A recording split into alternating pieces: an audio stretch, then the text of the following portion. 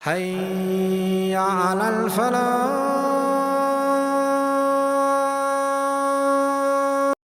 The reality is, my brothers and sisters, I know today there is a huge debate about music. I want to mention again, we spoke about logic a little bit earlier. We know from a religious perspective, the ruling. Let's speak about from a logical perspective. Wallahi, now I have done my own little research with non-Muslims. And I have asked religious non-Muslims, I'm talking of Christians and Jews and Hindus, etc., naming top pop stars from the music industry. Would you allow your children to listen to this person? Never. Would you allow them this? Never. Would you allow them that? Never. Why? It's dirty, it's immoral, it's filthy, it's degrading, and it's unacceptable. Not in my home. But you're a Christian, I know, not allowed. But you're a Jew, not allowed in my home. But you're a Hindu, never, not with my children. Why? Because the industry is dirty, that's what it is. So people argue, no, there is maybe perhaps, I do agree. Perhaps the duf is permissible within certain limits, Perhaps if you are singing an Islamic song with beautiful meanings, perhaps within limits, there is a certain permissibility. But here I'm speaking of the musical instruments and the music industry, whereby people start shaking. I don't even know what. It comes naturally. They say it's natural. It's not natural. It's shaitan's way of controlling you.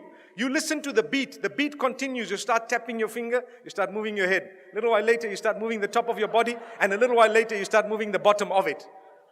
May Allah subhanahu wa ta'ala forgive us. And the words have become so dirty, my brothers and sisters, that it is a sign of the hour. And people say, nothing wrong. My brother, you have a beard that reaches the ground and you're still bopping. Astaghfirullah. May Allah forgive you and forgive all of us. You cannot do that. We need to be careful. I want to teach you something very, very beautiful. Why don't you replace that with the Quran? Melodious recitation. Listen to Ra'ad al-Kurdi. Listen to anyone else that you would perhaps like, Sa'ad al-Ghamidi. Beautiful recitals of your choice. Abdul Basit, Abdul Samad, whoever else you like. There will be so many people. Replace it. It's beautiful. It's soothing.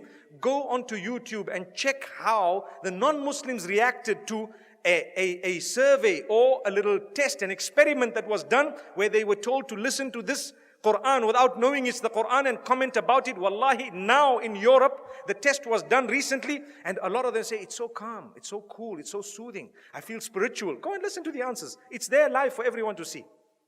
And we Muslims who have the Quran, we are not achieving any soothing, no comfort, no nothing from this. How and why? Surely you can replace it. I would rather be resurrected and arrive in the presence of Allah subhanahu wa ta'ala, having known as a person who gave up dirty music for the words of yours, O Allah. I didn't want to listen to all of this. I gave it up. I know there was a debate about halal, haram. I do know the majority of the scholars said it's not permissible. I do know some of them said, okay, within a certain scope it's okay. But remember, those who say within a certain scope it's okay, none of them say that the musical industry of today is permissible. Not even one of them. Remember that. I would rather come in front of Allah and be resurrected as a person who just substituted all of this for the Quran. Allahu Akbar.